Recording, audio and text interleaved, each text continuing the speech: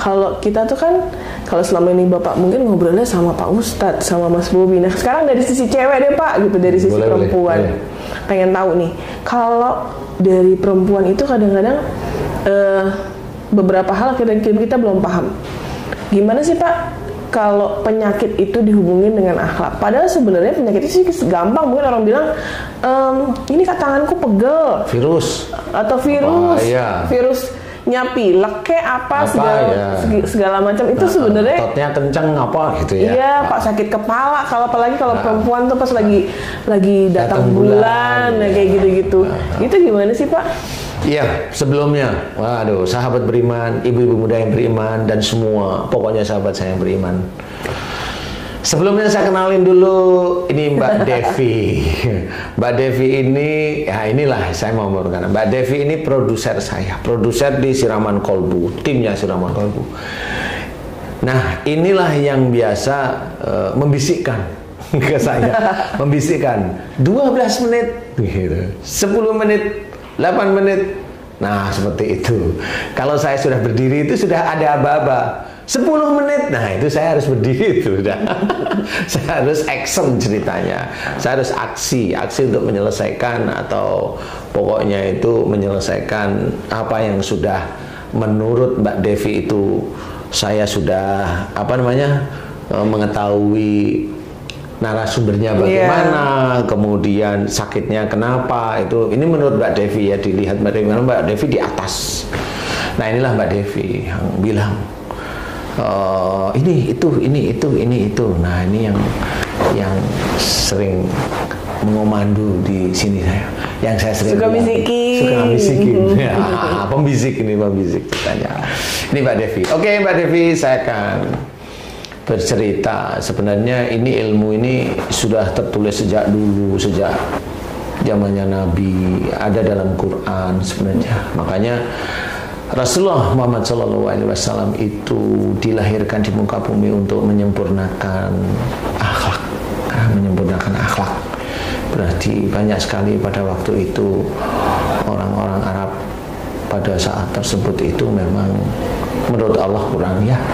Jadi sehingga Rasulullah Muhammad itu diminta oleh Allah Ta'ala menyempurnakan akhlak. Nah saat inilah akhlak itu harus kita ceritakan. Akhlak dari Rasulullah yang sebenarnya itu ada dalam Quran, banyak diceritakan tentang akhlak. Tapi kadang-kadang kita sebagai seorang Islam itu kadang nggak mau nerima loh. Kadang kita sendiri nggak mau nerima. Karena nggak paham mungkin Pak. Bukan karena nggak paham, satu nggak paham bisa. Yang kedua nafsu. Nafsu itu susah sekali mengalahkan. Contoh mamanya begini nih.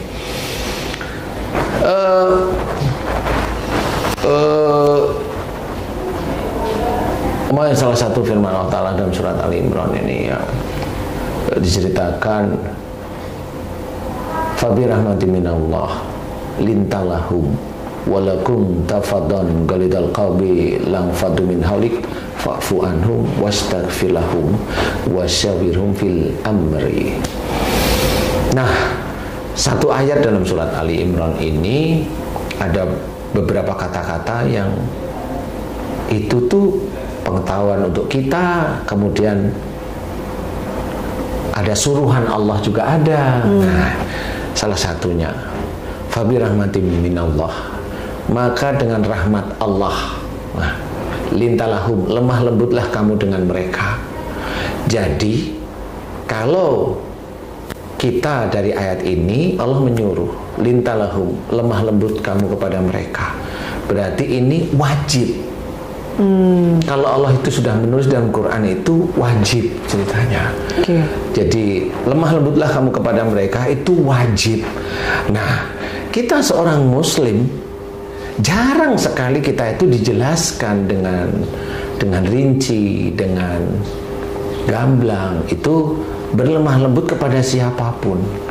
Nah itu jarang sekali diceritakan. Padahal itu wajib.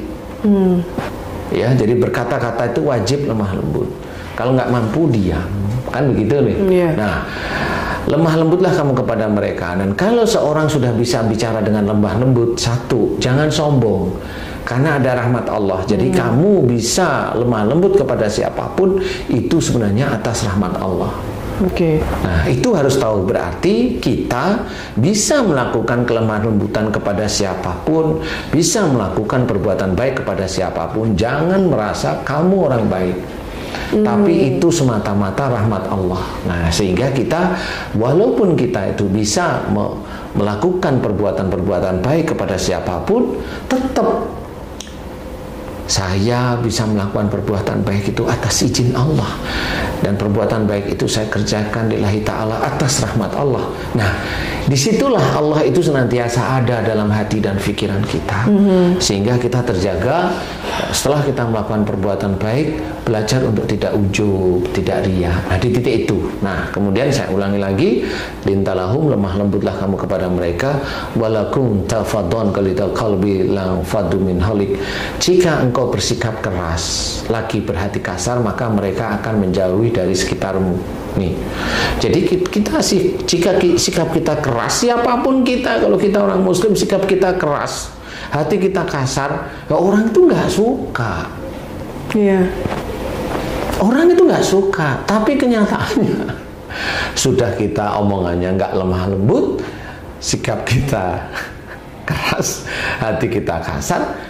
Lah, inilah salah satu ayat dulu itu kalau mau kita praktekkan di kehidupan sehari-hari susah Banget.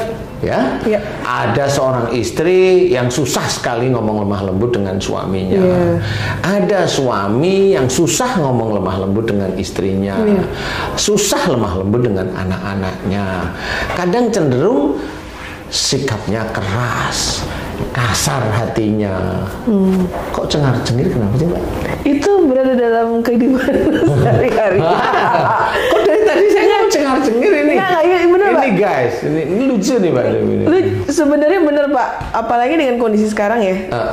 Ketika pandemi, situasi ekonomi seperti sekarang, terus keluarga di rumah semua. Ya, keluarga di rumah. Ini bukan aku percaya diri sendiri ya, maksudnya dari pengalaman sekeliling rata-rata. Terus udah gitu ketika anak-anak harus sekolah dari rumah, itu kita yang biasanya nggak pernah jadi guru akhirnya harus terjun langsung, dan gimana caranya mengajar anak-anak yang ternyata susah banget, dan membuat kita tuh tensinya tadinya cuma normal bisa jadi tinggi semuanya. Dan kayak omongan Bapak tuh bener-bener yang sesuai dengan kondisi sekarang sih sebenarnya seperti itu. Jadi apa juga bikin marah gitu. Ya nggak bapaknya marah atau ibunya marah, ketemu anaknya tiap hari, anaknya juga pusing gitu. Pasti marah. Gitu loh, Pak. Nah, ini sebenarnya dari ayat ini itu kan akhirnya kita berpikir, kita sholat alhamdulillah diizinkan oleh Allah Ta'ala sholat ya, ngaji diizinkan oleh Allah Ta'ala ngaji, kemudian kita mencoba membaca tafsir Qur'annya, membaca arti-arti dalam Qur'an, baca. Tapi kalau sudah aplikasi susah. Ya. Nah, susahnya di situ. Nah, di titik inilah sebenarnya kita diuji oleh Allah Ta'ala bahwa yang namanya sikap kita itu harus bicara kita harus lemah lembut, sikap kita itu ada hormat kepada siapapun, jangan keras, jangan kasar, tetap lembut di dalam bersikap, tetap menghormati siapapun orang itu seorang muslim atau orang itu belum muslim, kita tetap harus hormat, tetap harus lemah lembut. Itu susah. Nah, yang tadi Mbak Devi ceritakan itu di rumah nih, yang dalam kondisi seperti ini, pandemi seperti ini tensi di rumah itu naik semua. Betul. Iya kan? Iya. Ya ayahnya, ya ibunya, ya anak-anaknya, ini naik semua kondisinya seperti ini. Nah, disinilah kita baru ngeh sebenarnya bahwasanya iya ya, belajar agama itu sebenarnya tidak segampang menghafalkan. Ya, setuju, Pak. Belajar agama itu harus mengaplikasikan. Nah, di titik-titik kita itu melakukan kesalahan, kita omongannya kasar, kemudian sikap kita itu tidak sesuai dengan ajaran agama kita, kemudian cara berpikir kita suuzon juga ada, banyak sekali, terus mencari-cari kesalahan orang lain, itu banyak kita kerjakan setiap saat, apalagi di lingkungan kantor tertentu, atau bisa aja mohon maaf nih, jamaah di satu tempat menjelek-jelekan jamaah yang lain. Itu banyak. Dan itu nggak sadar bahwa dia itu salah. Kalau ada ustadz, dia tidak mengajak jamaahnya itu menuju dekat pada Allah Ta'ala, tapi mengajak jamaahnya itu, majelisnya itu untuk tidak suka dengan ustadz itu, tidak suka dengan ajaran itu, padahal ajaran itu tetap ada landasannya kepada Allah Ta'ala. Ini ustadz ini harusnya itu difikirkan, hati-hati jangan pakai ustadz itu dalam hal yang tertentu, khususnya yang hobinya fitnah. Jangan pakai. Kalau memang dia ngajinya bagus, boleh dipakai ngaji saja, kan gitu ya. Kalau dia itu disuruh ngaji, maksudnya ngaji itu yang tadi ngaji saja itu maksudnya baca Quran, boleh lah. Tapi kalau dia ngaji itu kemana-mana, bikin fitnah sehingga majelis itu menjadi majelis memfitnah saudaranya yang lain, yang seiman, yang dia sendiri itu syiar agama Islam, dia syiar tauhid, dia syiar akhlak, dia syiar ayat-ayat Allah, tetap dijatuhkan oleh saudara yang lain, itu majelis itu sama. Jadi majelis itu dan ustadznya sama. Kalau pasti majelis itu merasa benar, kalau sudah merasa benar, pasti ujub, pasti riak, pasti sombong. Kalau sudah pasti seperti itu, selesai dia nanti di akhirat. Nah, disinilah mulai masuk ke arah akhlak dan penyakit. Kalau itu dilakukan terus, akhirnya ayat dalam Quran diceritakan, wa ma asabakum min musibatin fa bima kasabat aydikum. Apa saja musibah yang engkau terima itu disebabkan dari buah tanganmu sendiri. Nah, disinilah harus kita fahami. Allah memberikan ilmu kepada kita bahwa musibah yang kita dapatkan, kita termasuk saya, itu disebabkan dari buah tangan kita sendiri. Buah tangan itu berarti perilaku kita. Perilaku yang mana? Yang dosa pasti, yang Allah tidak meridho, yang Allah itu tetap kita dilarang untuk melakukan, tapi kita melakukan. Contoh, kita disuruh lemah lembut, ya, sikap kita tidak boleh keras, kita melanggar, omongan kita kasar, omongan kita enggak lemah lembut, sikap kita keras, hati kita kasar dan sebagainya. Itu kita lakukan setiap hari. Nah, di titik itulah sebenarnya dosa.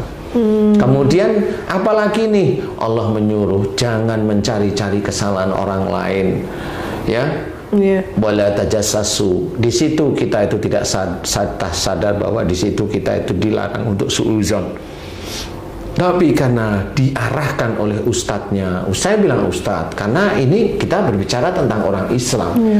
Kita berbicara tentang ustadz yang senantiasa mengajak, mengajari, memvonis, menghakimi ustadz yang lain itu salah. Bukan salah dalam arti dalilnya, tapi menurut ustadz itu salah menurut dia. Kan beda nih. Padahal dalilnya jelas, tapi menurut dia salah. Berarti itu nafsu. Nah, nafsunya dia keras, hatinya dia kasar, tidak mau menerima penjelasan ustadz yang lain yang sebenarnya dalilnya juga benar. Nah, kan begitu. Harusnya kan oh benar juga dia ya. Harusnya seperti itu, karena orang itu kan ngaji kan beda-beda cara. Ada yang ngaji dengan gayanya yang lebay, ada orang yang suka, boleh silahkan, kan nggak usah dijatuh-jatuhkan. Ada ngaji yang gayanya itu bijak, ada. Kan nggak suka, kalau nggak suka ya nggak usah dijatuh-jatuhkan. Ada yang ngaji gayanya keras, kan ada yang suka juga. Ya nggak usah dijatuh-jatuhkan, biasa aja, namanya orang kan gitu. Cuma jangan berkata kotor, kan begitu nih. Jangan berkata kotor, jangan berkata keras, jangan berkata menyalahkan orang lain. Karena kalau ngomongannya menyalahkan orang lain, ya lama-lama ya dia nanti bisa aja ditangkap polisi, ya kan begitu. Lah omongannya kan nggak karu-karuan. Nah, kita lah belajar di situ.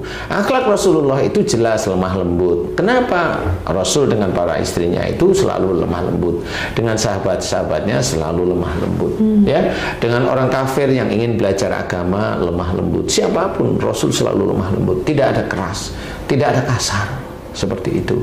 Kenapa kita tidak mencontoh? Rasul tidak mencari golongan-golongan tertentu, enggak. Kita kalau sudah Islam, Allahnya satu, Nabinya satu, kitabnya satu, kan jelas ya. Kita juga berhaji itu di tempat yang sama, kan gitu. Apa yang kita kerjakan sama, janganlah menjelek-jelekan yang lain. Kalau sudah menjelekan, itu akan tercatat oleh malaikat kiraman katibin yang akan menjadi kesalahan dan dosa kita. Nah, dari perilaku yang tidak baik itulah bertumpuk dosa-dosa. Dan rata-rata orang muslim itu jarang mohon ampun, itu fokus di tempat dia melakukan dosa.